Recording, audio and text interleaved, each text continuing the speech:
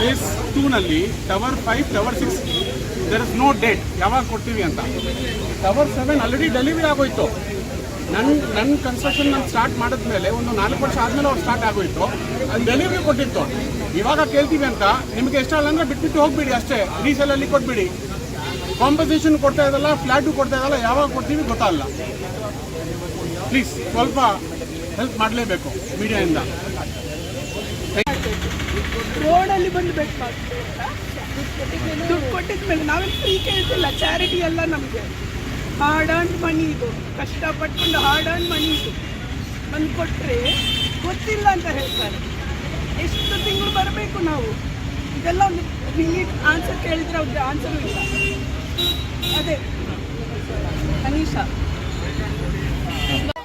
ನ್ಯಾಯ ಬೇಕು, ನ್ಯಾಯ ಬೇಕು, ನ್ಯಾಯ ಬೇಕು, ನ್ಯಾಯ ಬೇಕು, ನ್ಯಾಯ ಬೇಕು, ಈಗ ಬಂದ್ಬಿಟ್ಟು ಹೇಳ್ತಾ ಇದ್ದೀನಿ. ನ್ಯಾಯ ಬೇಕು, ನ್ಯಾಯ ಬೇಕು,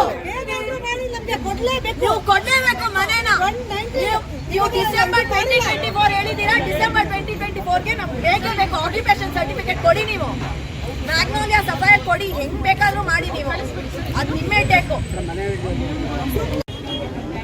2018ನಲ್ಲಿ ಬುಕ್ಕಿಂಗ್ ಮಾಡಿದ್ದು ಮ್ಯಾಗ್ನೋಲಿಯಾ ಟವರ್ಗೆ ಅಂತ ಪ್ರೀ ಲಾಂಚಲ್ಲಿ. ಬೇರೆ ಟವರ್ಸ್ ಎಲ್ಲ ಇನ್ನೂ ಬಂದಿಲ್ಲ. ಸೇರಿ ಪ್ರೀ ಲಾಂಚಲ್ಲಿ 2018ನಲ್ಲೇ ನಾನು ಫಸ್ಟ್ ಇನ್ಸ್ಟಾಲ್ಮೆಂಟ್ ಪೇ ಮಾಡಿದ್ದೆ.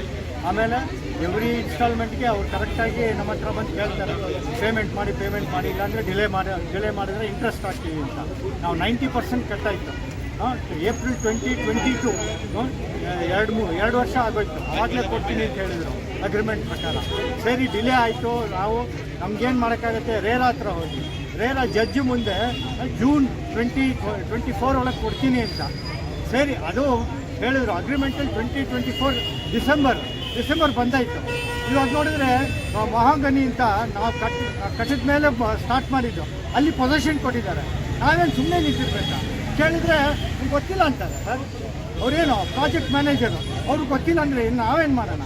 ಇಲ್ಲಿ ನೋಡಿ, ಆಲ್ರೆಡಿ ನಮ್ಮದು ಬಂದಿದೆ ಅಂತ ನಾವು ಪ್ರೀ ಲಾಂಚಲ್ಲಿ ಕಟ್ಟಿದರೆ ಹೌದು, ಅದಾದಮೇಲೆ ಮಹಾಗನಿಗೆಲ್ಲ ಕೊಟ್ಟಿದ್ದಾರೆ. ನಾವು ಏನು ಮಾಡೋಣ ಹೇಳಿ? ರೇರಾಗೂ ಹೋಗಾಯಿತು.